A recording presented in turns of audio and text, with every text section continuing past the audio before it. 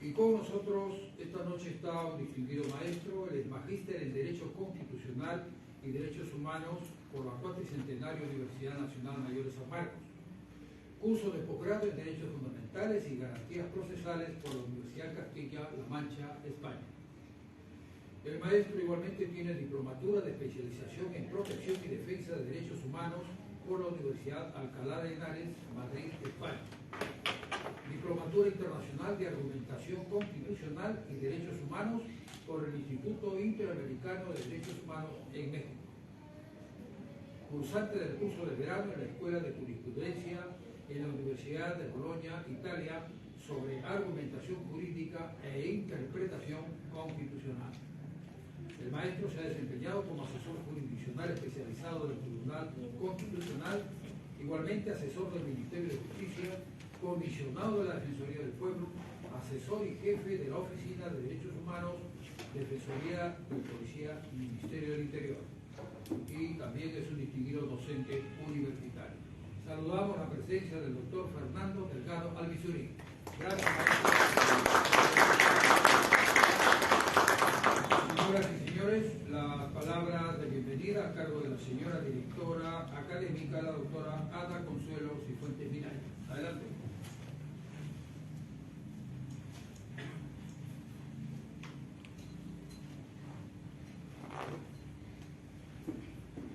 Señores agremiados, bienvenidos al Colegio de Abogados de Lima. Reciban el cordial saludo a nombre del doctor César Bazán Naveda, decano del ilustre colegio, y le damos la cordial bienvenida al doctor Fernando Delgado Albizurí, ponente de esta noche. Una de las preocupaciones mayores de dirección académica es siempre estar permitiéndole el acceso a conferencias, seminarios y diplomados de temas de actualidad y que enriquecen obviamente el quehacer jurídico de cada uno de nosotros. Una de las preocupaciones principales del coordinador general del área, el doctor Marino Ortega, aquí presente, es justamente convocar a profesionales de alta calidad para que puedan brindar sus conocimientos y compartirlos con nosotros en esta sala abierta. Muchísimas gracias por su presencia y esperamos que, como siempre, nuestros ponentes alcancen hacia ustedes conocimientos en la materia jurídica que dominan y que justamente por su especialización son invitados a ser parte de estos foros que constantemente el área organiza. Muchísimas gracias por su presencia esta noche. Muy bien.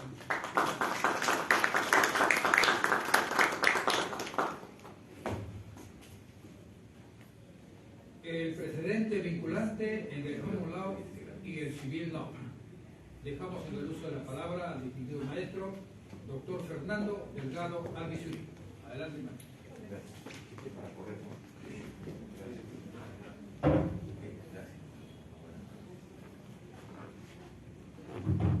Bueno, muy buenas noches con todos. En principio el agradecimiento al decano y a los directivos del Colegio de Abogados de Lima por la invitación. Y un poco, antes de entrar en el tema en mención, esto era, que recuerdo, y ahora que está el coordinador general del colegio, iba a ser una clase inaugural de un diplomado, que por cosas del destino no se hizo, porque estábamos recién regresando a la presencialidad. Sin embargo, bueno, teniendo en cuenta la importancia del tema del día de hoy, es evidente de que los amigos que nos acompañan estarán interesados en el tema, en esta parte que es, digamos, la menos jurídica o la menos constitucional, porque es una parte, por un lado, de una revisión de fuentes, por otro lado involucra también el derecho comparado, una que otra referencia o precisión al derecho procesal constitucional actual en relación a este precedente vinculante constitucional.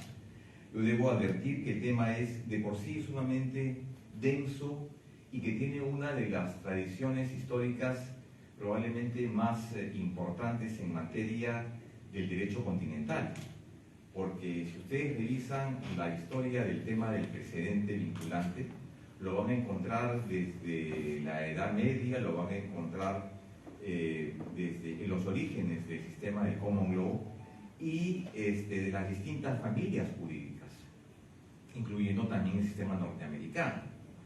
Y entonces uno comienza a pensar, y bueno, ¿y el Perú qué tiene relación con estos dos sistemas? El sistema anglosajón y el sistema norteamericano. Bueno, tiene mucho, porque antes del año 2004 no se hablaba del tema del precedente vinculante, porque era simplemente una institución jurídica más, que hacía referencia a la cuestión de la precedencia o la existencia de una decisión anterior que tendría que ser aplicada a futuro. Varios criterios desde el punto de vista lógico y de sentido común. Cuando uno habla de precedente, uno dice, bueno, precedente es aquel que precede. Precedente también es hablar con prudencia. Precedente también es aquella regla jurídica. Entonces no había mucha discusión al respecto. Pero haciendo un poco de historia y ubicándonos en el tema, es a partir del año 2004 que entra en vigencia el Código Procesal Constitucional, la Ley 28237, en que ya el artículo 7 habla del llamado precedente vinculante constitucional. Hasta antes de esa fecha no había un criterio, digamos, actual, un criterio que planteaba la preocupación de los colegas y de los jueces. Entonces eso motivó de que los especialistas del mundo jurídico peruano voltease la vista y se preguntase, ¿qué cosa es el precedente? ¿No? ¿Qué significa esta institución? Y entonces esa institución, el día de hoy, ya han pasado más de 15 años, de 2004 ya han pasado 2 códigos. El día de hoy es un tema ciertamente importante, porque ha permitido no solamente la redefinición de las fuentes jurídicas en nuestro país, ha cambiado el escenario constitucional de entender lo que era antes un Estado de Derecho para consolidarse en un Estado de Derecho constitucional, y esto ha ido de la mano con ese importante cambio. Y el otro es que ha garantizado de alguna manera la necesidad de que los jueces tengan que aplicar estas fórmulas imaginativas, ciertamente lógicas, basadas en una especial argumentación que significa la aplicación del criterio anterior con respecto al caso. Tan importante ha sido esta materia, ese término de los últimos años, últimos 15, 20 años diría yo, que ya en la fecha nos encontramos con 52 precedentes vinculantes en todas las materias jurídicas, a excepción de 2 o 3 que no tienen mucha vinculación con el derecho constitucional. Me refiero a arbitraje y contrataciones con el Estado.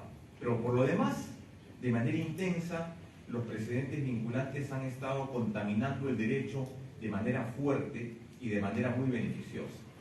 52 precedentes vinculantes que ahora son instrumentos de consulta obligatoria para jueces. Y vean ustedes la importancia, porque al hablar de un cambio de fuente no significa romper con paradigmas, sino también es que los jueces ya no utilizan el elemento exegético para aplicar los casos. Los jueces ahora aplican ¿qué cosa?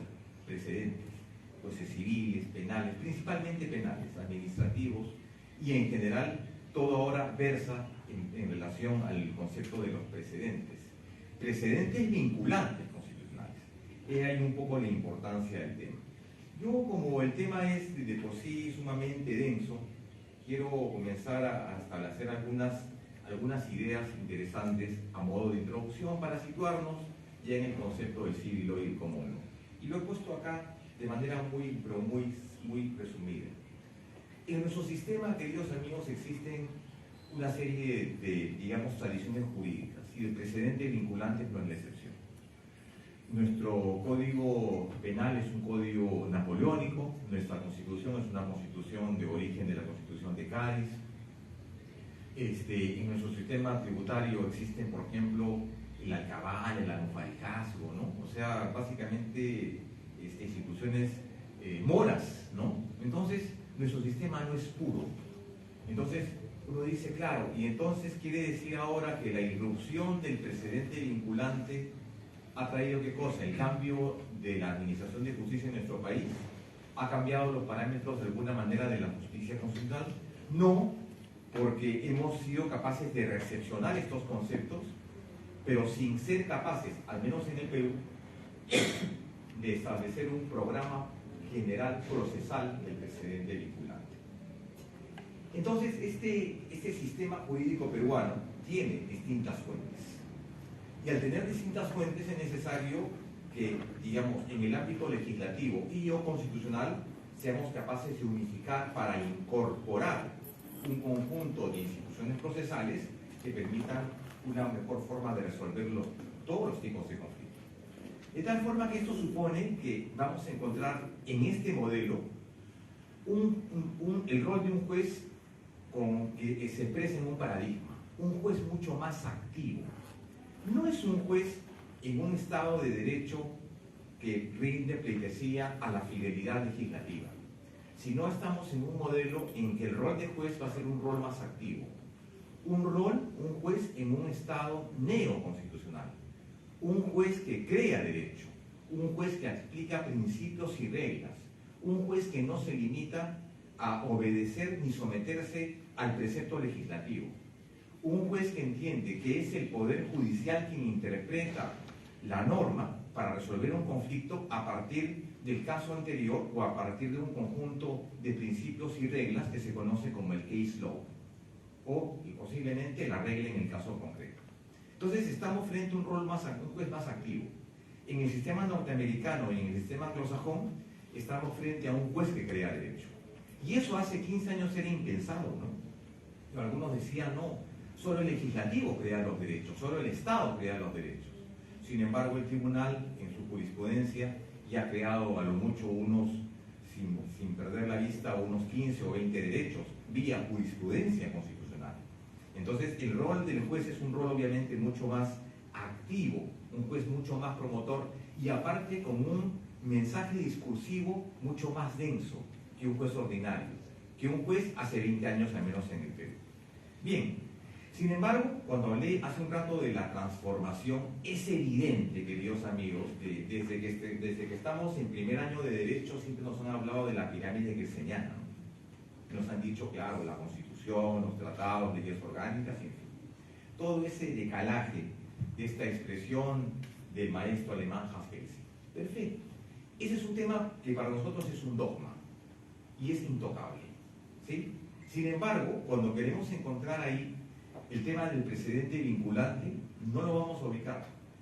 Y sin embargo, el día de hoy, el precedente vinculante es una norma adscrita a la Constitución, porque representa una particular interpretación de un órgano de control de supremacía constitucional y de interpretación de la norma jurídica, de la norma normal. Entonces, esta especial interpretación que se traduce en el precedente vinculante, está ahora ¿dónde? No está en el último lugar, compartiendo, digamos, un lugar bastante sombrío con los nodos arbitrales. Está en el primer lugar, es decir, está directamente impregnada al texto de la Constitución. Por eso cuando digo, claro, en el sistema constitucional, el precedente vinculante es, digamos, una fuente secundaria de derecho, al igual que la costumbre, que también es fuente de derecho en el sistema norteamericano, en el sistema inglés.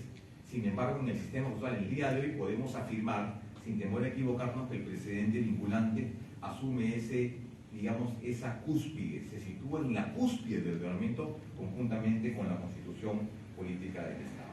Importante precisar eso. Bien, entonces, frente a ese escenario de un juez mucho más promotor, un juez que crea derechos, un juez que aplica principios y no se somete al principio de fidelidad legislativa, tenemos entonces una disyuntiva. O nos sumamos al estado de los jueces, jueces activos, jueces creadores de derecho, jueces que se apartan cada vez del elemento legislativo, o estamos frente a jueces, digamos, ciertamente mucho más promotores en un estado de derecho constitucional.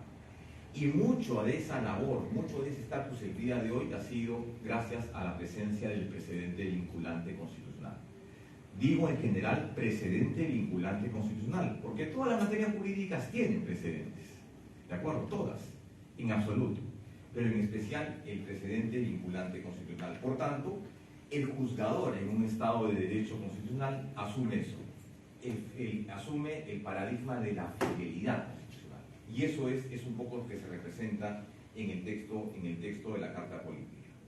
Entonces, ya hablando del tema del precedente, que no tiene un sustento constitucional, porque en absoluto nuestra Carta Política ni remotamente habla del precedente, ¿no? Y algunos se preguntaban cuando entró en vigencia el artículo 7 del Código de la 28-7, allá por el año 2004, se preguntaban: ¿y cuál es la razón por la cual el Tribunal Constitucional ahora, de manera mano militar y de manera jerárquica, va a aplicar el precedente de abajo para arriba, si no hay un sustento en la Constitución? ¿Sí? No lo hay. Y aquello que no está en la Constitución puede ser interpretado.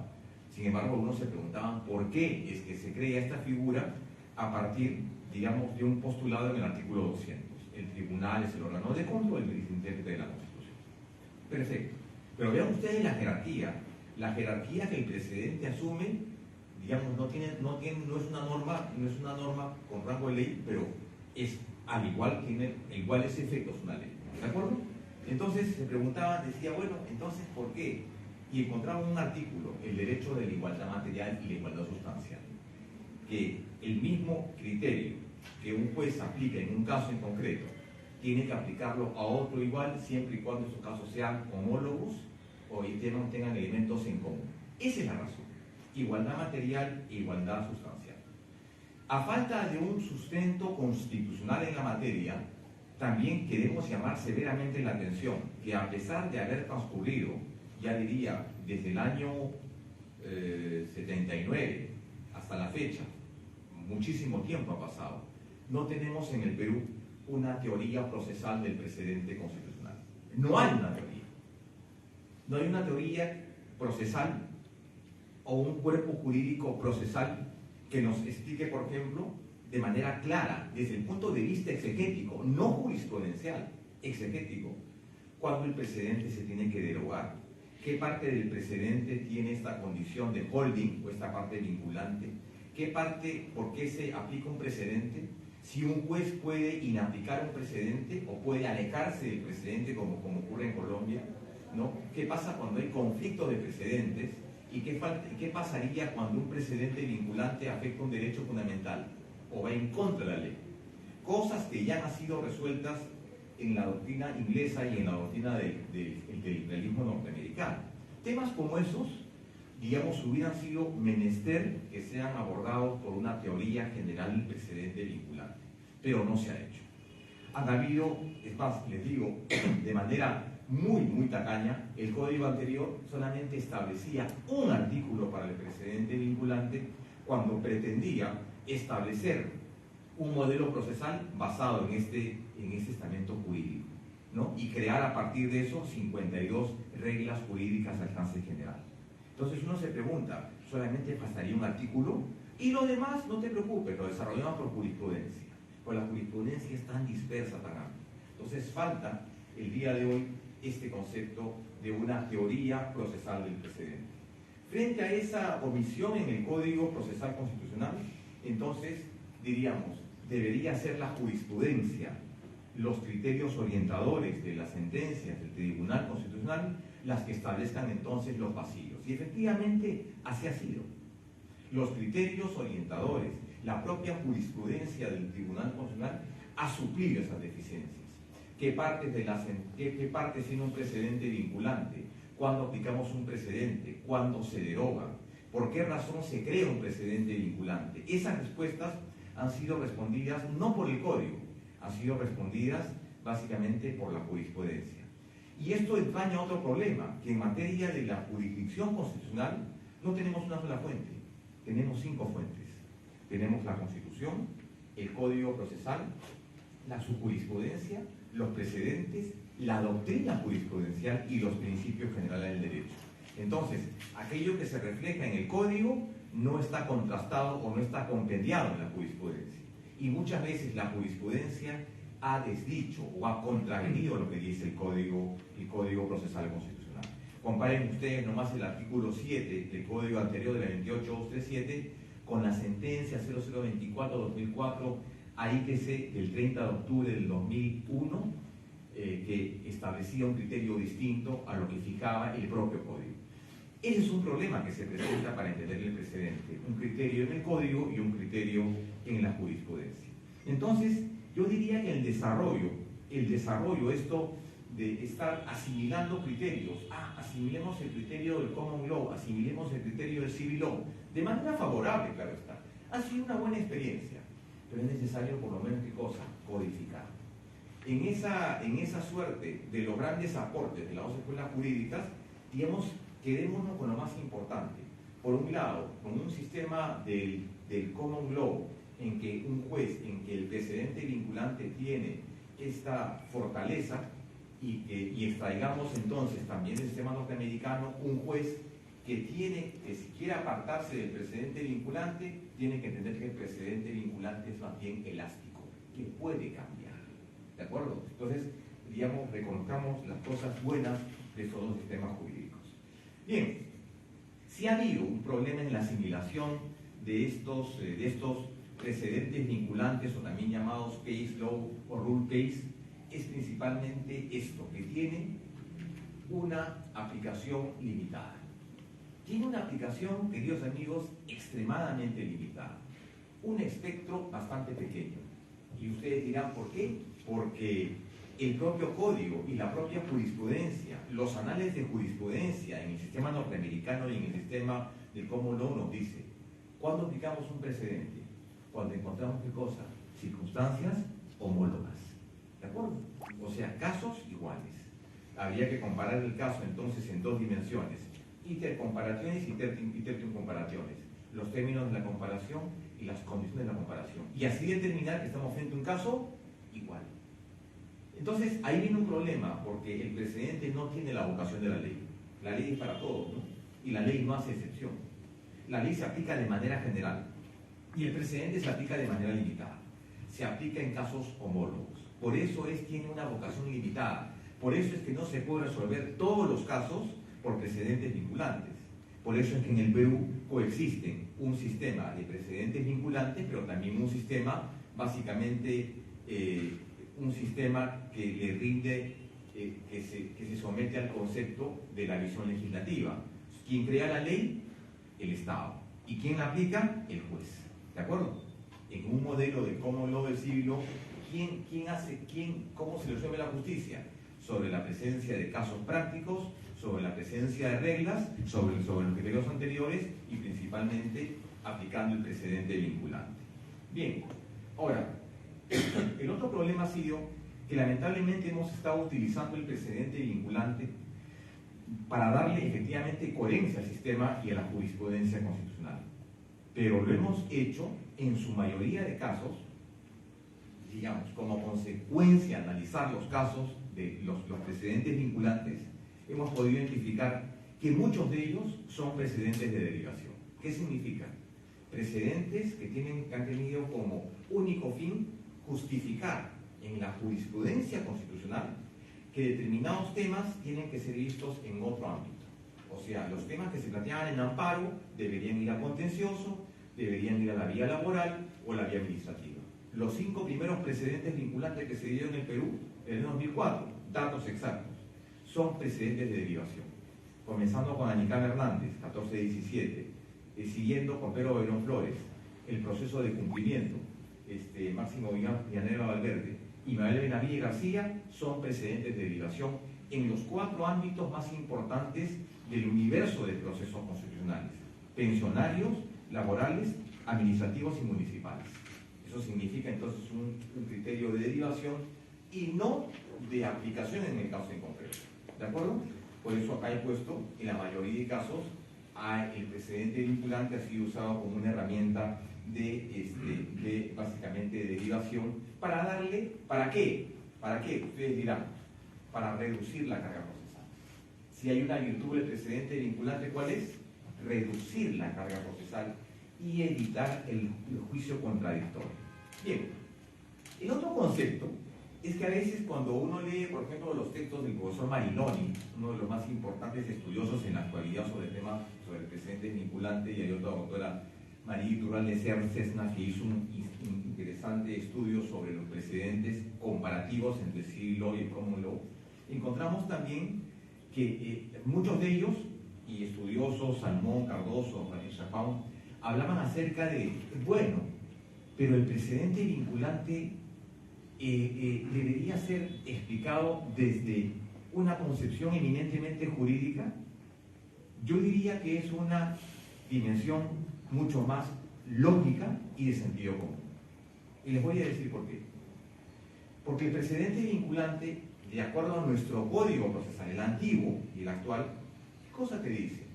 Es aquella sentencia con condición de cosa juzgada que en determinada parte precisa de la sentencia establece esa condición.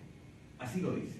El artículo 9 del código en la actualidad te habla acerca de las condiciones del cambio de precedente. Y es su jurisprudencia la que se encarga de precisar. Pero yo diría que el precedente vinculante, en clave de argumentación constitucional, ¿qué cosa es?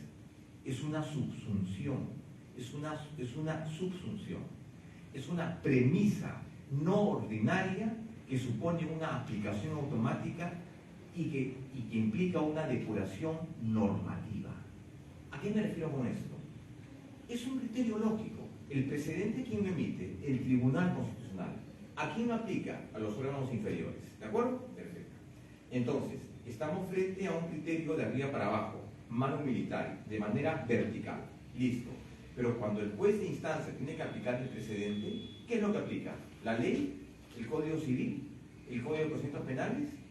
¿La ley laboral? No. ¿Qué cosa aplica? El precedente vinculante. Y ese precedente vinculante, ¿qué cosa tiene? Una regla jurídica. Y la regla jurídica está expresada en una premisa. Conditio sine qua non, condición sin la cual ¿qué? Siempre que hablásemos de precedentes de derivación. Es decir, el amparo será improcedente cuando, si no, que se vea en el proceso constitucional. Anicam Hernández, Gavilán Flores, Villanueva Valverde y proceso de cumplimiento. Por no señalar los otros, ¿de acuerdo? Los más importantes. Entonces, es una subsunción de tipo no judicial, sino de tipo constitucional. Al juez se le impone la labor de aplicar el tema del precedente vinculante. Y entonces implica una labor de depuración normativa, porque no voy a aplicar otra norma. Lo único que voy a aplicar, ¿qué cosa va a ser? El precedente vinculante. Nada más. Lo cual, en el fondo, es una suerte de contradicción con el proceso. Porque si el juez que tiene que calificar la demanda, en el caso en concreto, dice, voy a aplicar este criterio que está contenido en un precedente y expresado en una regla jurídica, ¿para qué? Para derivarlo, o para admitirlo, o para rechazarlo. En el fondo, estoy limitando de manera ostensible la capacidad que tiene un juez para entrar al fondo del asunto. O sea, el juez no va a poder determinar el fondo del asunto. No va a determinar si hay residualidad, si hay contenido esencial, si el tema es relevante, si hay trascendencia, como dice el propio tribunal, ¿no? Si hay relevancia o trascendencia constitucional. Bien, entonces por eso su aplicación implica, ¿qué cosa? La exclusión total de una ponderación o interpretación. No se va a poder interpretar, no se va a poder argumentar, no se va a poder ponderar, no se va a poder aplicar los famosos test de proporción y no se va a poder principalmente argumentar porque el tema está resuelto. Por eso dije, es una premisa de aplicación de manera automática. El otro criterio ya lo dije hace un rato, y además también se advierte una falta de precisión de alcances sin contenidos. Ese es un grave problema que no hemos sido capaces de, por ejemplo, de asumir de la jurisprudencia inglesa y norteamericana. La precisión, lo que llaman ellos el holding. El holding es la parte de la sentencia que vincula, ¿de acuerdo? Entonces, hay un tema aquí interesante. Digo acá, se advierte la falta de precisión de los alcances y contenidos en las reglas jurídicas. Bueno, eso también es un grave problema. Porque si ustedes revisan, por ejemplo, la sentencia de Anicam Hernández, Fundamento Jurídico 37, esa es la regla jurídica. Y la regla jurídica son 2 hojas y media. Entonces, uno dice, ¿cómo un juez va a tener que extraer y aplicar la regla jurídica en una decisión que implica 35 páginas, pero que el precedente es página y media? Por ejemplo, otros casos. Un precedente importante recientemente, bueno, uno de los más importantes, el Gorríos Núñez, precedente vinculante que determina la idoneidad del amparo, o sea, digamos, el tema de la residualidad. No tiene reglas jurídicas, tiene criterios orientadores. La sentencia 3741, que habla acerca del control difuso, el precedente vinculante se estableció en ¿dónde? En la aclaración de la sentencia. Entonces, yo diría, ¿hasta qué punto hay coherencia en esto? Tiene que haber una técnica legislativa mucho más depurada, mucho más práctica, que sea perfecto, que hay el criterio de la aplicación del precedente y la regla jurídica. Y la regla jurídica debe ser, ¿qué cosa? Clara, precisa, no debe ser ambigua. Por eso es que el sistema a veces puede fallar y en todo caso no es un criterio claro. Hemos identificado algunos problemas con respecto al precedente y su absorción en el sistema norteamericano, en el sistema inglés. Perfecto. Ahora, yo pongo ustedes algunas claves para entender esto. Yo pongo así. El precedente no es la forma correcta de resolver un conflicto. Es la respuesta materialmente posible para hacerlo. Vean, no es la fórmula jurídica más perfecta, pero es la mejor forma, es la materialmente posible de resolver un problema. Eso es lo que se busca, resolver la controversia, pero no sobre la base de un criterio jurídico, sino sobre la base de la igualdad. Igual proceso, igual derecho. Por eso le dije hace un rato, es un tema, yo diría, más que un tema jurídico, es un tema más lógico, ¿no? Es más lógico. Y yo siempre planteaba este ejemplo, decía, yo tengo entre manos un caso el día de hoy, y el caso lo resuelvo en determinado sentido, y a la semana tengo otro caso. ¿Qué tengo que hacer? Un caso igual al que vi la semana pasada, igual. ¿Qué tengo que hacer? Aplicar el mismo criterio. Lo mismo que tengo que hacer. Eso que genera seguridad jurídica.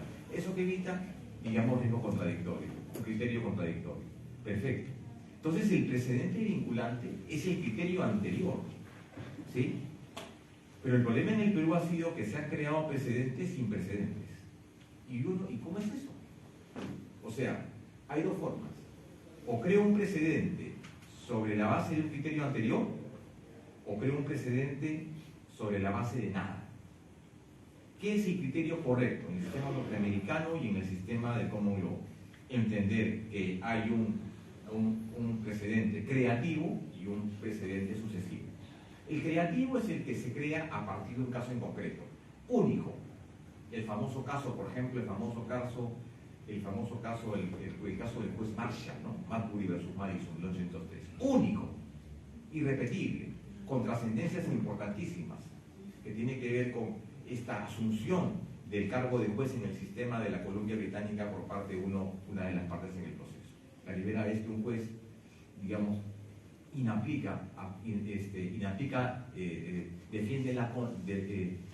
considera la Constitución que ha sido afectada y entonces aplica el llamado control difuso, ¿no? El juez Marshall. Perfecto, un caso emblemático. Primero, a partir de eso se crea un precedente. Pero también puedo crear precedentes sobre la base de un criterio anterior que la verdad no tiene mayor relevancia o mayor sustento o mayor trascendencia. Una de las formas en las cuales se crea un precedente es precisamente ¿por qué? Por la trascendencia y importancia del caso en concreto. Por tanto, el precedente es la forma en que materialmente se resuelve un problema, pero no es la mejor. No es la mejor. Debemos entender eso. ¿Qué más dice? Lo importante para entender estos casos, como decía el juez Blackstone, él decía que lo importante no es conocer todos los casos del precedente. Lo importante, ¿qué cosa es? Conocer las reglas jurídicas. Yo me puedo conocer de una porreta los 52 precedentes vinculantes, y que me lo sé. Pero lo más importante no es conocer el precedente. Lo más importante es conocer la regla. Y más importante que eso es conocer ¿qué cosa? La excepción a la regla. ¿Entienden? El precedente, la regla jurídica, la excepción y cuándo aplico el precedente vinculado. Ahora, bien, y toda regla obviamente supone ¿qué cosa? Una excepción, ¿no? Perfecto. Entonces acá un poco lo que estoy tratando tiene que ver con esto, ¿no? En el Perú se ha aplicado una técnica de un precedente sin precedentes y la jurisprudencia de alguna manera ha suplido las diferencias exegéticas, es decir, la jurisprudencia se ha encargado de aclarar el escenario. Yo, por temas de tiempo, voy a pasar esto, lo de Roma y lo de Edad Media, y quiero entrar directamente al tema de la opinión del precedente vinculante, haciendo un enfoque de las dos escuelas. Bien, y quiero comenzar con esto.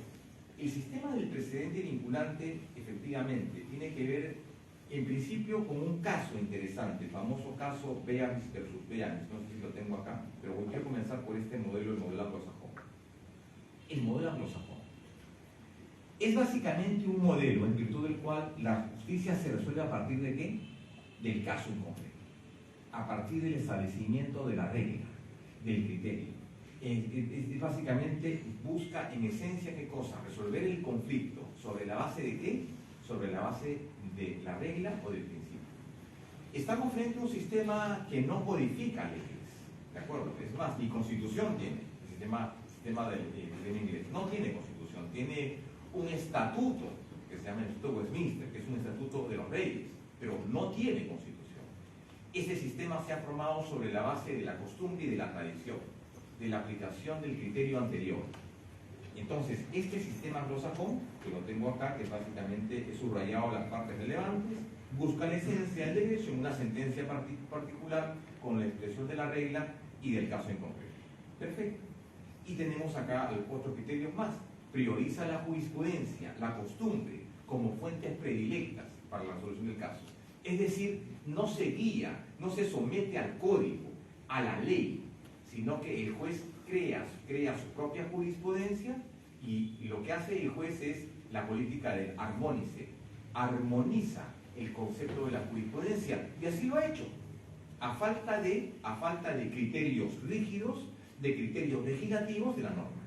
Es decir, era lo que el escenario hace mucho tiempo acá en el Perú, ¿no? Antes un juez que podía aplicar un precedente vinculante, un juez se sometía a lo que decía la ley. Porque si el juez aplicaba un precedente y decía, pero no señor, usted se sometió a su ley orgánica y no al criterio del Tribunal Constitucional, muchos jueces le dicen eso en la actualidad. Se presenta como un conjunto de principios, prácticas no escritas, cuya autoridad no reside en una declaración singular y positiva. Ahí tenemos un criterio interesante, el sistema de common law. Por el punto estamos analizando el tema del common law. Perfecto. ¿Qué más te dice? Un conjunto de principios no escritos, dice. Perfecto. Dice, y que es preponderantemente práctico, y en su centro está el adversary proceeding. ¿Qué significa? Básicamente, ¿qué cosa? La discusión de las partes. Un juez en un sistema de common law, ¿cómo resuelve el caso? No sobre escritos judiciales. ¿Sobre qué? Sobre el adversarial, ¿no? Y básicamente la enseñanza del derecho en este modelo se basa principalmente en que en la existencia del caso en concreto, del criterio anterior, de la excepción y básicamente con respecto a identificar qué cosa, la pertinencia del caso en concreto que debe calzar en la situación jurídica existente. Perfecto. Sin embargo, en el sistema del common law, que dio origen después al sistema del civil law y que después, digamos, contaminó o influenció fuertemente en nuestro sistema jurídico, la cosa es muy simple. La cosa es muy simple. Le voy a contar un caso, por ejemplo. Hay un caso interesante, y esto lo he extraído del libro de la doctora María Iturralde Cesna, sobre el tema, el estudio comparativo entre el civil law y el common law, y decía lo siguiente, vean ustedes, decía, había un juez que decía, disculpen que sea un poco digamos, ¿cuál es la palabra? Ordinario, pero es así el caso. Un perro muerde a una persona. ¿Quién es el responsable de la mordedura? ¿Quién es el responsable de la mordedura? ¿El perro? No, el dueño del perro. Perfecto, ya creé un caso, ya creé una regla jurídica, ya creé el rule case. Al mes siguiente me viene otro caso. Una bicicleta atropella a un transeúnte. ¿De quién es la culpa? ¿De la bicicleta? No, el dueño de la bicicleta, que apliqué el criterio anterior. Al siguiente mes viene otro caso. Un auto atropella a una persona. ¿De quién es la culpa? Del dueño del carro, ¿no? No es del carro, ¿no? ¿Ven ustedes o no? Ese criterio. Entonces, en ese caso el sistema era bastante sencillo y entonces su preocupación principal era crear, identificar la famosa ratio decidente o la razón de la decisión.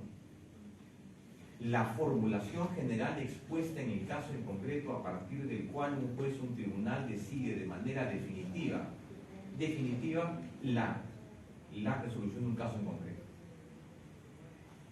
leyendo a Tolubín, que es uno de los más importantes estudios de la materia, decía que habían 27 formas de establecer esta ratio decidente, o la razón de la decisión. Entonces habían infinidad de formas de establecer esto.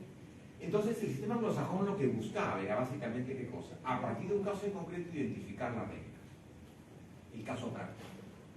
Entonces comienzan a establecer una suerte de forma, ¿no? La riqueza del sistema que aporta al Perú en este modelo procesal del 2004.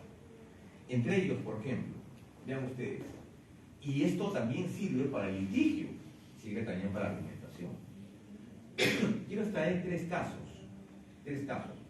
porque ahora los abogados siempre estamos muy dados al tema del litigio, a la construcción del caso, ¿no? Mis amigos penalistas hablan mucho de eso, ¿no? El caso. Bueno, hablemos de tres casos. Dos casos voy a hablar porque el tiempo no me lo permite mucho. Un caso en específico. En una oportunidad, en Inglaterra, en un edificio bastante antiguo, en Londres, que tenía 3 pisos, se cae el ascensor.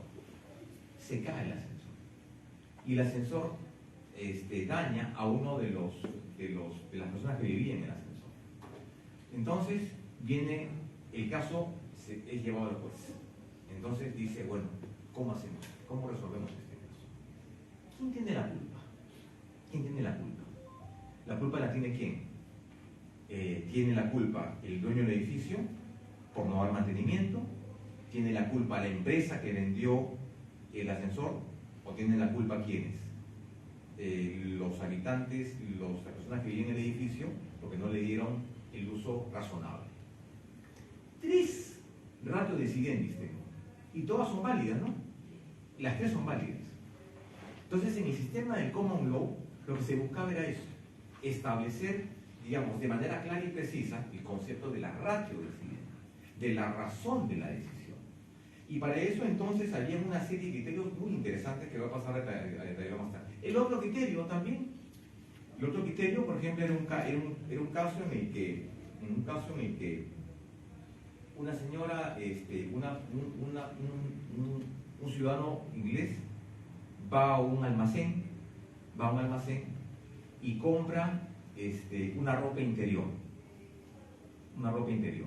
Entonces el señor lo que hace es, llega a su casa y se la prueba, de algodón. A los 2 días le viene un proceso alérgico, una alergia muy fuerte, y entonces demanda local. El caso va ante el juez y el juez dice, bueno, puedo establecer hasta 4 ratios decidentes. ¿Cuál es la primera? La primera, el señor es culpable porque debió darse cuenta del producto que compraba. El señor es culpable porque debió comprarlo en una tienda y no en un almacén. La empresa también es responsable porque la empresa debió brindar un servicio o un producto correcto. El señor no es responsable porque obviamente no se va a probar la ropa interior antes de comprarla, ¿no? O sea, en un caso tenemos ¿cuántos? 4 ratios decidentes. Básicamente, cuando se habla del precedente vinculado en el sistema del common law, mucho se dice es necesario identificar la ratio decidente o la formulación general expuesta en el caso en concreto. Vamos a ver algunos alcances más adelante en el sistema del common law. Mientras que el civil law es un sistema románico, germánico, yo diría continental europeo, en el cual el sometimiento de la ley es absoluto. Los jueces tienen un papel de resolver y administrar justicia con carácter de delegabilidad e independencia y resuelven la controversia. Pero los jueces no crean derecho, los jueces no crean las leyes. ¿Quién crea las leyes? El Estado. Un sistema en el cual su principal fuente, como digo acá, es la ley, antes que la jurisprudencia. Sus criterios son ordenados, unitarios y principalmente expresados ¿en qué? En códigos. Ahora, a partir de esto, hay obviamente diferencias. El sistema del common law, un sistema de prácticas, de principios, de costumbres. No hay ley, la fuente es la jurisprudencia. En el sistema del civil law, estamos frente a un sistema básicamente que se somete a la actividad legislativa y que el universo está dado ¿por qué? Por el concepto de la ley. ¿De acuerdo? El concepto de la ley. Bien, ahora, quiero entrar directamente a esto. Los jueces no crean derecho. En el sistema del civil law, el juez no crea derecho. En el sistema del common law, el juez sí crea derecho. Una gran diferencia. Perfecto. Vamos entonces a entrar acá al precedente frente al common law y al civil law. El precedente vinculante originariamente se origina ¿en dónde? En el sistema anglosajón. ¿De acuerdo? En el sistema anglosajón. En el sistema del Common Law. ¿Bien? Tan importante es el sistema que inclusive, por ejemplo, en algunos estados de Estados Unidos se aplica el sistema del Common Law. Por ejemplo, en Nueva Orleans se aplica el sistema del Common Law. En algunos estados de la Comunidad Británica tiene una, digamos, importante discusión. Y acá tenemos dos criterios. Por favor, vean la pizarra. Las dos características más importantes en relación del sistema anglosajón y del sistema norteamericano. El precedente anglosajón es básicamente ¿qué cosa? Persuasivo, es dinámico, es más bien elástico. El precedente es fuente orientadora del derecho. Cuando digo persuasivo, ¿a qué quiero decir? El precedente es un llamado a garantizar ¿qué cosa? Coherencia. Es un llamado a resolver el conflicto. Es persuasivo y el sistema es dinámico. Para que un precedente vinculante funcione en determinado país se requieren dos cosas. Uno, que haya dinamismo.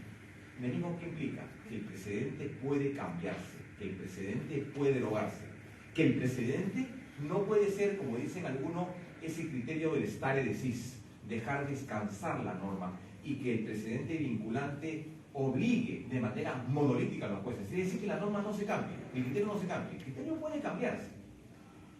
Un sistema funciona en base a un precedente cuando hay posibilidad de que se cambie el mismo, se derogue, se modifique y que exista un órgano que emita y un órgano que cumpla, que acate, básicamente. Mientras que en la escuela norteamericana el precedente es vinculante, el sistema es rígido y la fuente primaria del derecho. En el sistema norteamericano los jueces pueden cambiar el precedente, claro que sí, pero tienen que por lo menos justificar. ¿De acuerdo? Veamos algunos criterios con respecto a esto. El sistema anglosajón. ¿Dónde está mi voz? Quiero relatar un primer dato. Hay dos datos interesantes. El primero de ellos es este famoso caso, el caso Beamish versus Beamish, 1861. Y ustedes dirán por qué Beamish versus Beamish. Era un matrimonio que discutía temas con respecto a las propiedades, ¿no? Entonces, este caso llega a un juez inglés, y el juez inglés dice, bueno, lo importante no es acá el tema de la división de bienes y demás, lo importante es lo siguiente, y extraigo la frase. El juez dice, todo tribunal superior está vinculado a lo que dice en su propia jurisprudencia. Pero también cabe recordar que todo juez inferior o tribunal inferior está vinculado a lo que diga un tribunal superior. Es una primera aproximación del precedente. Uno emite, el otro acata. ¿Quién fija? El juez superior. ¿Quién acata? El juez inferior. Primera aproximación. El otro es el juez Bracton, Henry Bracton.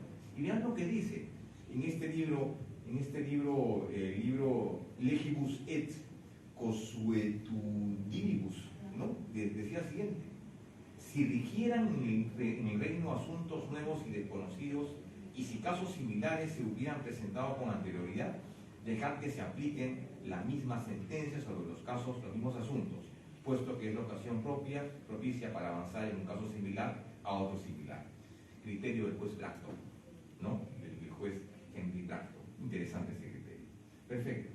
Ahora, es ciertamente que cuando ya encontramos el concepto del precedente, ¿no?, el precedente inglés, hay mucha influencia con el precedente norteamericano. Y la razón es muy simple, queridos amigos. ¿Cuál es el origen de la sociedad norteamericana? No se vinieron por estos barcos de Mayflower. Y cuando llegaron a las costas de Norteamérica, ¿qué hicieron? Dijeron, bueno, hemos salido de Inglaterra, estamos en un nuevo país, ¿qué tenemos que hacer? Crear nuestras normas, ¿no? Nuestro propio sistema jurídico. Bueno, pero haremos algunas modificaciones. Entonces, hay evidentemente mucho que han compartido el sistema, digamos, el criterio del derecho inglés y del derecho norteamericano. Que básicamente es básicamente es esto. Los colonos ingleses establecieron el sistema norteamericano y luego crearon asumieron muchos criterios del common law inglés. Perfecto. El common law inglés, por ejemplo, trae la figura del holding, razonamiento decisivo y la presencia del obiter dicta. El holding es la parte de la decisión, es la parte de la sentencia que resulta siendo relevante al caso en concreto, la parte que vincula fuertemente, la parte que establece la relación. Mientras que el concepto del obiter dicta son apostillas, son reflexiones, son precisiones, son comentarios, pero que no determinan de manera clara y precisa el caso en concreto. El tema del holding resulta siendo en el sistema del common law un aporte importante el día de hoy en nuestro modelo precedente, porque cuando decimos en el Perú, decimos claro, el precedente ¿qué cosa es? Una regla jurídica. ¿Esa regla jurídica qué cosa es? Es un holding. ¿Por qué? Porque vincula fuertemente, porque ese holding obliga. Esa regla jurídica es la premisa expuesta en el caso en concreto, a partir del cual el tribunal decide aplicar un criterio a un caso futuro de naturaleza homóloga. Ese es el holding. Ahora, algunos me dirán, sí doctor, pero el holding se podría equiparar a la ratio decidente. Puede ser. La ratio decidente es la formulación general expuesta en el caso en concreto, a partir del cual el tribunal decide de manera determinante y definitiva la protección de un caso. Perfecto. Entonces, ¿qué dice? Afirmaciones esenciales que se conocen como holding. Es la parte, digamos, que ata fuertemente. Y lo interdicta, básicamente, ¿qué cosa es? Son criterios marginales o simplemente dictos del concepto. El otro tema que aporta también la jurisprudencia inglesa es lo que se llama la figura la revocación del precedente, o también llamado el overruling. El día de hoy tenemos en nuestra jurisprudencia en el Perú el overruling. Claro que sí. Vean, les dije hace un rato. El modelo del precedente funciona porque hay la posibilidad de cambio, ¿no? Hay posibilidad de cambio. El precedente puede cambiar, puede ser modificado. Pero ¿qué pasa en un estado de cosas en el que un tribunal constitucional, digamos, va a informar a la comunidad de un cambio íncito en su jurisprudencia? ¿A qué me refiero? Fundado. Y después de un momento dice, cambio de criterio. Infundado, improcedente. Entonces tú dices, ¿por qué? Hace 10 años me dices, fundado, y ahora me dices improcedente. ¿Por qué? Porque el criterio ha cambiado. Este criterio ha cambiado, o sea, el año 2001, 2002, 2014, 18, 20, 21 y 22, el tribunal me decía que era fundado. Y el año 23 me dice improcedente. Entonces, yo digo, puede ser que el criterio del tribunal se modifique y para ello necesita informar a la comunidad jurídica de un cambio en su jurisprudencia. Pero el cambio en su jurisprudencia no depende de una valoración del caso en concreto, depende de una modificación legislativa. ¿Estamos de acuerdo? ¿Cómo se llama eso? Prospective overruling, el cambio de la nueva regla prospectiva. En el Perú existe solamente el prospective overruling. En el derecho comparado existe el anticipatorio overruling y también el llamado overreading. En el caso peruano, en el caso norteamericano, en el caso inglés, se hablaba mucho de esto cuando se hablaba acerca del caso Plessy versus Ferguson. La Corte cambia el criterio, dice en los transportes no pueden, por ejemplo, sentarse personas de raza negra. Y el criterio después cambia y dice, está bien señor, pero ¿en qué buses? ¿En cualquier bus o en cualquier autobús o en todo caso en autos? En cualquier tipo de servicio. Cambia el criterio. En el caso peruano la cosa es mucho más sencilla. El criterio cambia, el criterio puede cambiar de uno a otro. ¿Por qué? Porque el tribunal invoca, requiere, solicita. Y como el tribunal es un legislador negativo, el tribunal está informando. Vean ustedes, mi criterio puede cambiar el próximo año. O la próxima sentencia puede cambiar. Puede cambiar, pero mi criterio depende de lo que el Ejecutivo le dice. Overruling. Overreading será, mi criterio va a cambiar porque la norma ha cambiado.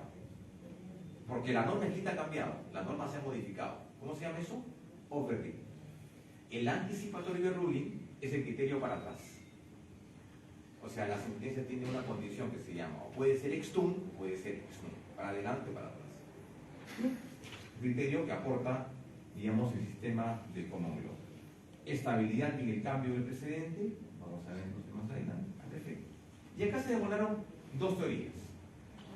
Una, Cardoso, Salmon, Rapaun, hablaban acerca de esto, que básicamente cuestionaban un poco el concepto del common law con respecto al precedente, y decían, teoría declarativa, el derecho es una entidad y existe independientemente de la decisión judicial. Hay un cuerpo completo persistente, un tribunal de la manifestación del derecho. Vean ustedes qué dicen. Claro. Hale, Blackstone decían, claro, o sea, podemos asignarle a una sentencia que es reiterativa, que se reitera una y otra vez, y otra vez, y otra vez, podemos establecer que eso es un sistema basado en el criterio, en la existencia de uno anterior. ¿Cuántas sentencias deberían darse para crear precedentes? ¿Una? ¿Dos? ¿5? ¿Creamos precedentes con una sentencia? ¿O creamos precedentes con criterios todos los años?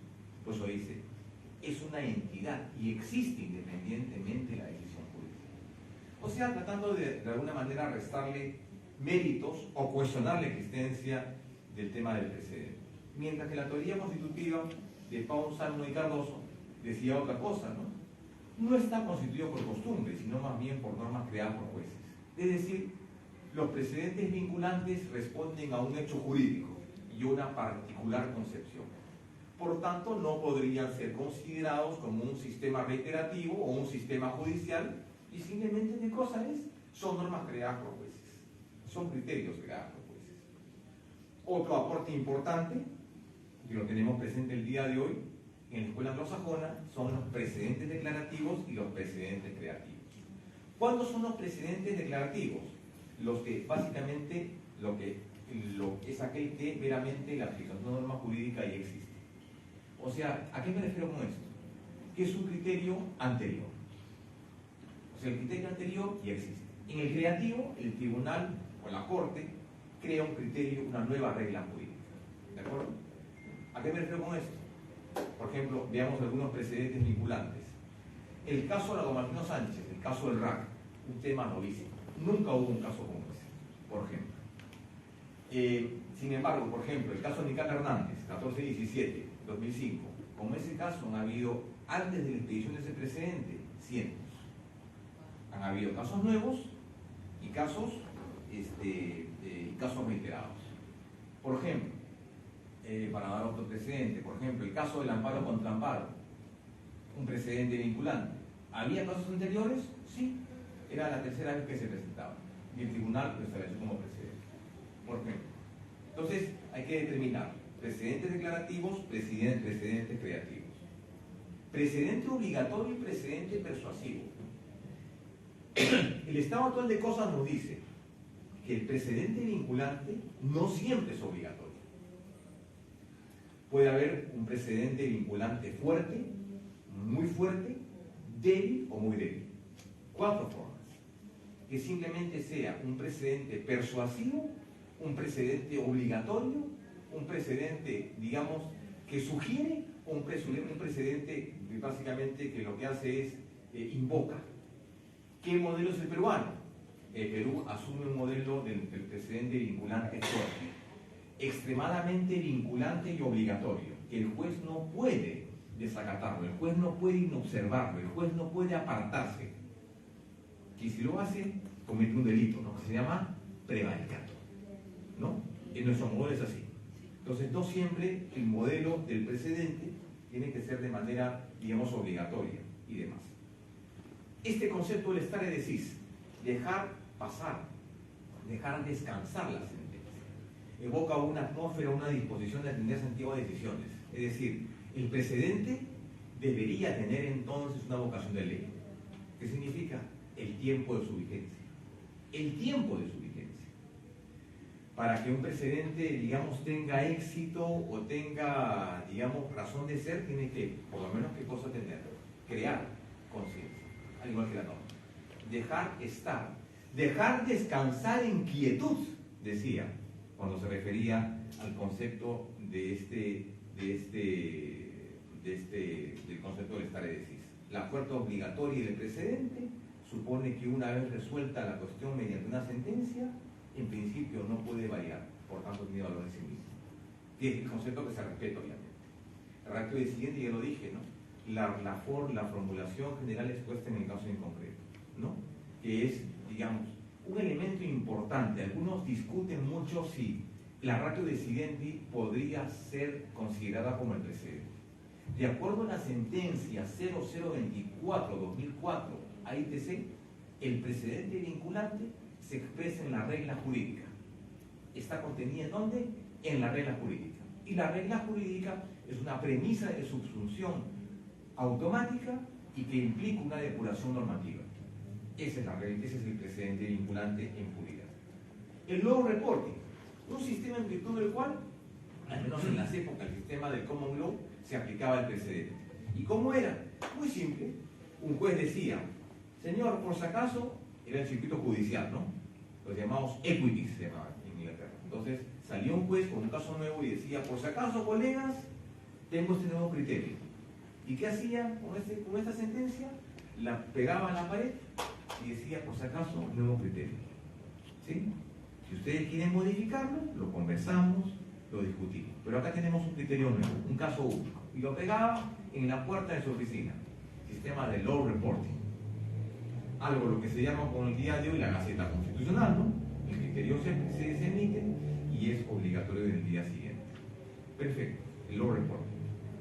Ahora, otro criterio interesante es este, ¿no? ¿Cómo se llaman? ¿Qué casos crean precedente? O sea, ¿todos los casos crean precedente? ¿O deberían ser aquellos casos en los cuales el debate, el tema en cuestión sería relevante? Porque históricamente un precedente tiene tres requisitos: que tenga un nivel de complejidad, que sea un caso importante y que haya una problemática política. Eso es lo que se requiere. Entonces, frente a esto, se decía, por ejemplo, ¿no? En el Reino Unido se llamaba Letting Case, en Estados Unidos se llamaba Landmark.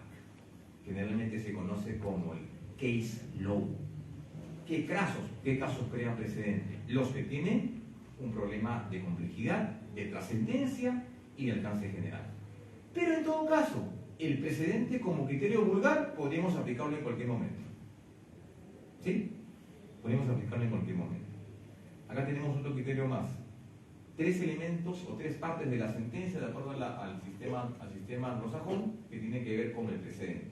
Reason, ratio decidente y la obiter dicta. La reason, razonamiento jurídico, la explicación de los motivos. La ratio decidente, el fundamento de la decisión. Y finalmente el obiter dicta es básicamente ¿qué cosa? Los criterios orientadores son apostillas de una sentencia. Hasta aquí estamos viendo el sistema del precedente en el modelo anglosajón. Veamos el modelo norteamericano. El criterio básicamente es el mismo, ¿no? Reconoce la importancia de la posibilidad de la derogación o del cambio del precedente. Sin embargo, los tribunales no se encuentran obligados a aplicar un precedente, es una decisión discrecional. Sin embargo, quiero señalar algunos criterios. Los precedentes deben ser cumplidos en la medida posible y el derecho tiene que ser estable y uniforme. En el sistema norteamericano es un sistema mucho más rígido que el inglés. Si el juez quiere cambiar el criterio, ¿qué tiene que hacer? Fundamentar su posición. Lo que se conoce en jurisprudencia como el viraje jurisprudencial. Algo que se ha incluido en el código en la actualidad. El código procesal constitucional que dice, si tú quieres cambiar, derogar, modificar un precedente, ¿qué requieres? 5 votos de 7. O sea, una decisión de pleno y no de sala. ¿De acuerdo? Ese es el criterio norteamericano. Los tribunales pueden apartarse del precedente si es que consideran que puede involucrar un daño social.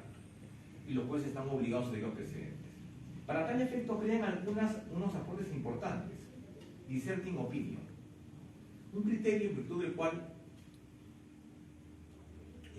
cual hay una discusión. O sea, por ejemplo, Los jueces se reúnen. Tenemos este problema, tenemos este criterio. Este criterio va en contra de un criterio del tribunal. Busquemos entonces los alcances. Procedimiento contenido en una discusión por ubicar la ratio correcta. La ratio disidente correcta. Me hace acordar mucho lo que ocurrió en el Perú hace algunos años con el caso Huatuco, ¿no? ¿Se acuerdan del caso Huatuco, no? Todos tenían su interpretación. El tribunal tenía su interpretación, Lidia Huatuco. El Poder Judicial tenía su interpretación. Y yo con sorpresa veía que cada semana, cada corte sacaba su interpretación del caso Huatuco. Entonces, el discernimiento fino te permite la discusión de esto, ¿no? ¿Cuál es la ratio decidente exactamente del precedente vinculante? Teniendo en cuenta precedentes largos, ¿no? El anticipatorio Berrull, ya lo vimos hace un rato, ¿no? El prospectivo Berrull, el anticipatorio Berrull, el overreading, que es el cambio de criterio, acá está. El caso peruano, quienes quieran analizarlo, está en la sentencia 0090-2004, el caso Hernán Calegari-Erazo, que fue uno de los primeros casos en los cuales el tribunal analiza y desarrolla el concepto del overruling, es decir, la necesidad de informar a la comunidad sobre el cambio de su criterio o de su jurisprudencia. Aquí está. Bien, tenemos otro precedente. La técnica del distinguish. Acá tenemos dos tipos, el distinguish originario y el distinguish genuino. Técnica del distinguish. ¿Qué significa el distinguish? La distinción. ¿Se acuerdan hace un rato que les dije, no? El criterio viene 2008 fundado, 2012 fundado, 2014 fundado, 2018 fundado, 20 fundado, 21 fundado y 23 infundado. Entonces, ¿qué pasó? El criterio cambió. Eso se llama distinguish. Cambio de criterio. La técnica de la distinción. Perfecto. Si cambia el criterio, hay dos posibilidades. Que el año 23 yo diga, en este caso en concreto, voy a resolver y digo, claro, este año de 2023, este caso va a ser infundado. En este caso en concreto. Eso se llama distinguish genuino. Y el otro es el distinguish original, perdón, el derivado. ¿Cuándo será este? Cuando en esa sentencia del 2023 digo, perfecto, debo tomar en cuenta, ese tribunal entiende, considera que la regla jurídica debe cambiarse. Sin embargo, la regla jurídica va a ser aplicada ¿cuándo? El próximo caso. O sea, por eso se llama la técnica del distinguish. Cambio el criterio. Modifico el criterio anterior sobre la base de otros elementos. Y para eso se utilizan las llamadas sentencias exhortativas, en las cuales el tribunal solicita una actividad legislativa, en todo caso de quién, por parte del Ejecutivo o del Legislativo. Perfecto. Bien, y acá tenemos el distinguish genuino.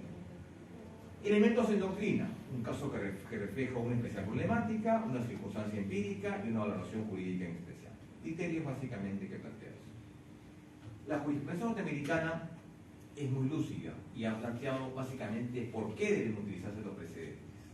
Tema de ejemplo: autoridad, justicia formal y tema de argumento. Criterio muy sencillo, ¿no? El tema de autoridad que dice utilizar actos que vienen de quién, del superior, que se aplican al inferior. El tema del ejemplo, el significado ya dado por otras instancias. Y el tema de la justicia formal, básicamente por lo que principalmente establece el tema de la seguridad jurídica y el derecho a la igualdad y el argumento de la coherencia, ¿no? Perfecto, hasta ahí creo que todo está muy claro. Bien, en este tiempo que me queda, que no sé cuánto será, el doctor me dijo que era mi tiempo libre, pero no pienso extenderme más allá de las 8 y un poco más. Entonces, vean ustedes,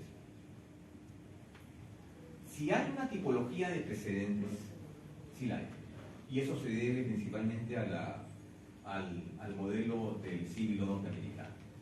Precedente horizontal, vertical, autoprecedente y el reporte. Lo voy a plantear de la manera sencilla. ¿Cuándo es un precedente horizontal? De arriba para abajo. ¿Quién lo aplica? El tribunal, el TC, y lo aplica para quién? El Poder Judicial. Órganos administrativos y poderes públicos. De arriba para abajo. Pero de manera específica, el tribunal, ¿a quiénes? A los miembros del Poder Judicial. En en todas las materias, de arriba para abajo. Horizontal, ¿cuál será? Aquel precedente que crea conciencia o que crea obligatoriedad en quiénes, operadores jurídicos. O sea, ¿quiénes? Nosotros, abogados, ¿no? O por ejemplo, que sabemos que no podemos plantear una demanda porque un precedente probablemente lo prohíbe. Es para la colectividad, al igual que la ley, ¿de acuerdo? Al igual que la ley. Y cuando sale el otro precedente, lo que presenta una figura que establecía qué cosa, que el mismo juez debe limitarse y obedecer su precedente. El juez tiene un principio de vinculación, ¿no? Un juez se vincula con su decisión. En este caso, el precedente vincula y obliga. ¿A quién vincula? Vincula a las partes en el proceso. ¿Y a quién obliga? Al Estado. Y el reporting es lo que dije hace un rato, ¿no? Un juez pone en su pared el texto de una sentencia nueva y entonces hay por lo menos la intención de comunicar a la comunidad jurídica, a los demás operadores, con respecto a este concepto. Bien, esto ya lo dije, el precedente obligatorio y bien. Bien, ahora, quiero entrar ya directamente al concepto del precedente, para que quede claro obviamente, y para que no haya, digamos, algún problema en ese sentido. Perfecto. A ver. Vean ustedes, de manera muy precisa, ¿dónde comienza el tema del precedente en el Perú? En el artículo 9 de la ya derogada Ley de Habeas Corpus y Amparo. Cuando hablaba, decían, las resoluciones de habeas corpus y amparo sentarán jurisprudencia cuando de ellas se pueda extender algún criterio de alcance general. Sin embargo, en nuevos casos, apartándose del precedente, los jueces explicarán las razones de derecho y derecho. Este término precedente simplemente es la referencia del criterio anterior. Ese criterio de precedente, ¿qué significa? No es la regla jurídica, no es ese concepto que hemos hablado acerca del precedente, ¿no? Sino ¿qué cosa es? Es el criterio anterior. El criterio anterior. Nada más. Pero no tienen absoluto nada que ver con el precedente en la dimensión actual. Perfecto. Artículo 9. Después, la otra referencia es esta. Aquí está. El legislativo. A ver más adelante. Este que está acá. Ley orgánica del Tribunal Constitucional, Ley 23495. Ya derogada. ¿Qué decía? Cuando el TC decida apartarse de la jurisprudencia precedente sentada por él, la resolución se opta por no menos de 6 votos. Algo parecido a lo que está establecido en el artículo 9 del Código actual. ¿De acuerdo? Que tampoco tiene mayor relevancia en el caso en concreto. Simplemente quería citarlo como antecedente, como precedente. Esto sí es importante. El artículo 7 del Código Procesal Constitucional, la Ley 28237. Y aquí encontramos, este artículo está plagado de imprecisiones, yo diría de omisiones bastante serias. Porque te dicen, ¿no? Las sentencias del Tribunal Constitucional, sentencia, acto procesal del juez que resuelve una controversia, ¿y qué más dice? Que adquiere condición de cosa juzgada. La cosa juzgada, el día de hoy se entiende que es cosa juzgada, el día de hoy se entiende qué cosa es, una decisión emitida por segunda instancia que resuelve el fondo del asunto. Esa es cosa juzgada. ¿Qué más dice? Constituye un precedente vinculante cuando así lo exprese la sentencia. En alguna parte de la decisión, puede ser en los fundamentos como puede ser en la decisión. Puede ser que el propio tribunal utilice la fórmula siguiente, de conformidad con el Código Procesal, el fundamento jurídico 1, 2 y 3, segundo párrafo, fundamento jurídico 32, primer párrafo, constituyen precedente vinculante y por tanto obligatorio cumplimiento a partir de la fecha de su publicación. Esa es la figura, así debe decir. Pero puede decirlo ¿dónde? En el fundamento, en los fundamentos o pues en la sentencia. Lo correcto sería que sea en la sentencia. ¿Qué pasaría si el precedente se desarrolla en la aclaración? También podría serlo. ¿De acuerdo? Lo que no puede dejar de existir en un precedente, ¿qué cosa es? Una regla jurídica. Por eso es que algunos precedentes no son precedentes, como el caso de Oriol Núñez, que en vez de establecer precedentes, reglas jurídicas, fijan criterios orientadores. ¿Qué más dice? Cuando se expresa la sentencia previsando el próximo efecto normativo. Su efecto normativo quiere decir que entonces que lo pretende equiparar con la ley.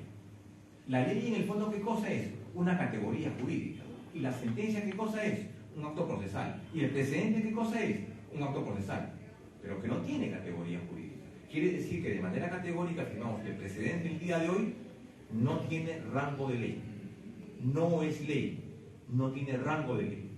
¿De acuerdo? Sin embargo, en la lógica del Estado de Derecho constitucional podemos afirmar que el precedente es una norma adscrita a la Constitución. Perfecto. Dice, precisando el sistema normativo de su decisión.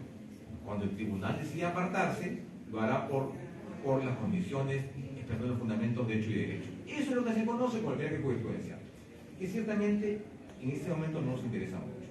Vean ustedes. Entonces, encontramos los elementos del precedente.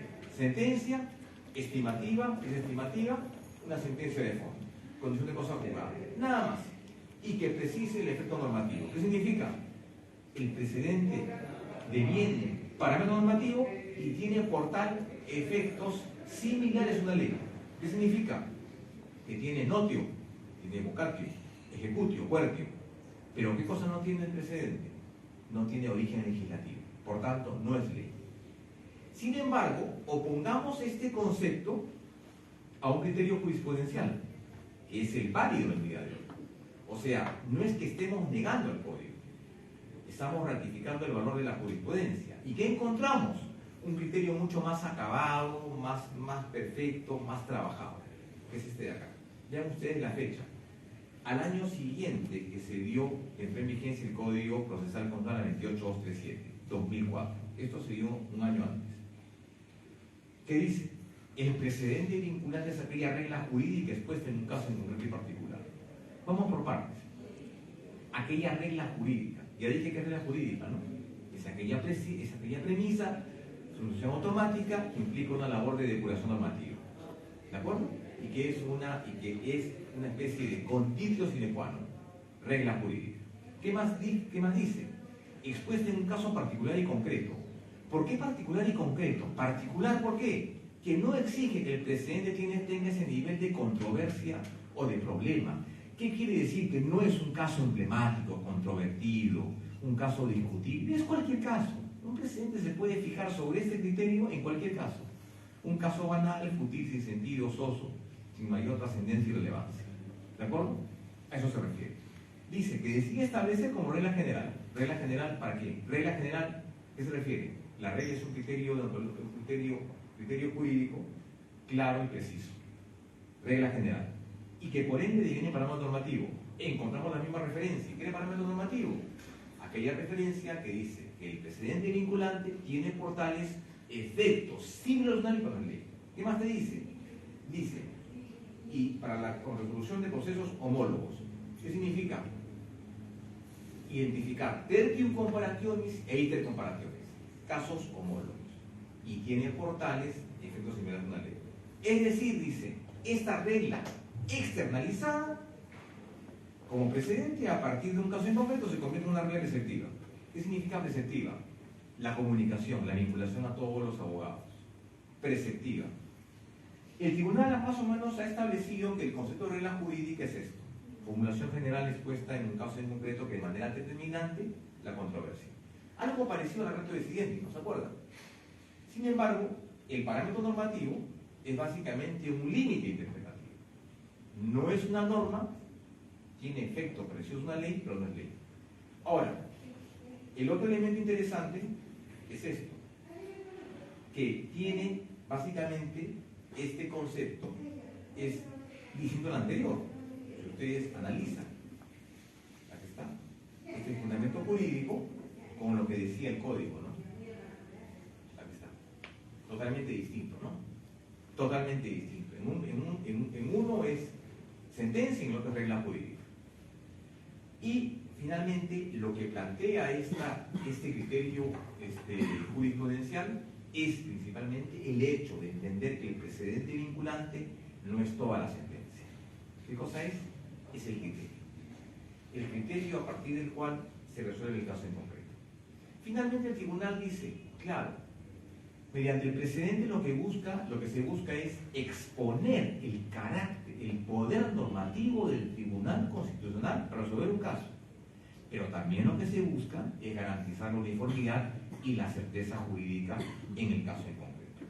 En esa sentencia vamos a encontrar varios contenidos más sobre, digamos, cuándo se cambia un precedente, cuándo se modifica, por qué se modifica, qué partes de la sentencia tienen este contenido constitucional y demás. Pero en todo caso, pudiera ser que este tema lo podemos ver ya en otra ocasión y en otro momento. Si hay preguntas, con todo gusto, estoy a su disposición. Gracias.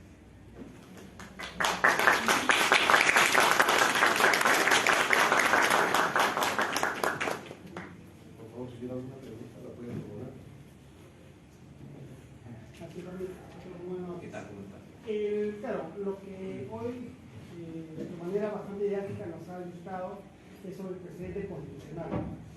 Mi pregunta va enfocada si es que esta figura, digamos, podemos equipararla también digamos, con el precedente judicial. El precedente judicial también puede ser entendida bajo este aspecto y básicamente respecto a su carácter vinculante. No. Y voy a citar, me tomé el trabajo de encontrar acá el criterio del precedente judicial conforme a su ley orgánica. Y ciertamente no dice mucho. Aquí está, artículo 22. ¿Qué dice? Claro, ¿cuál es la referencia a ese nivel de vinculatoriedad? Dice, la Corte Suprema de Justicia puede intencionalmente apartarse de sus resoluciones judiciales del propio criterio jurisprudencial, motivando debidamente su resolución, lo que debería hacerse conocer mediante el peruano. ¿Qué más dice? Entonces, claro, si queremos entender esto como un efecto locomotora, diríamos entonces que el concepto supuestamente más acabado, el concepto entronizado, más el concepto, digamos, en donde había un importante desarrollo en jurisprudencia, ha sido en materia constitucional. El tribunal, o la legislación constitucional, asumió ese reto y se encargó de darle coherencia al sistema.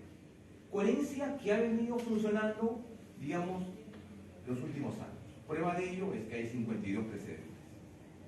El Poder Judicial tiene otro criterio. El Poder Judicial se maneja más por ejecutores. Sin embargo, el concepto de precedente es común a todas las áreas jurídicas. Es común al lenguaje inclusive ordinario. Pero hay que entender que el precedente vinculante constitucional no dista mucho del precedente, por ejemplo, en el Tribunal Fiscal o en el Tribunal de Servicio. ¿Qué cosa es? Aplicar el criterio anterior al caso en concreto. Aplicar el criterio anterior al caso en concreto. Y a partir de eso fijar, ¿qué cosa? Reglas jurídicas. Contenido, lo que dice el código, ¿no? Parámetros normativos. Contenido normativo. El contenido normativo no es norma, no es ley. Tiene por tales efectos en una ley. Así que yo diría, si un juez civil acata el criterio, y debe observar un juez cuando resuelve un caso, tiene que aplicar el criterio en un caso homólogo a futuro, ¿qué está haciendo? Creando un precedente. ¿De acuerdo? El precedente no es el criterio anterior en puridad. El precedente en materia constitucional, ¿qué cosa es? La existencia de la regla jurídica. Ese es el precedente. Ahora, que un juez en el ámbito jurídico ordinario lo puede hacer, perfecto. En el ámbito de servir lo hace, el Tribunal Fiscal lo hace, todos los tribunales deben aplicar ese criterio. Pero es más que todo una manifestación de la seguridad jurídica en materia de que aquello que resuelvo el día de hoy, y si se presenta un caso futuro, ¿qué es lo que debo hacer? Obviamente aplicar el mismo criterio. Un criterio más de lógica, de sentido común que materia jurídica.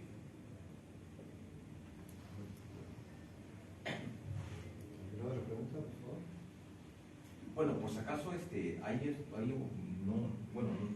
no tiene mi correo. Por si acaso, mi correo electrónico es delgadoconsultor@hotmail.com para cualquier duda o consulta, para que le envíen esta información. Bueno, muchísimas gracias a todos. Gentil estar Le pedimos al doctor Fernando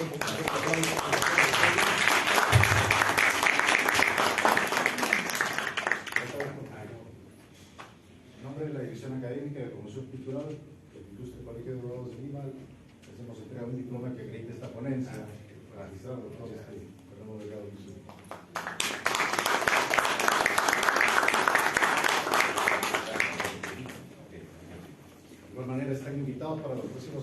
tenemos, vamos a pasarle, los que se han anotado, vamos a poder enviarle las diapositivas que todas sus correos.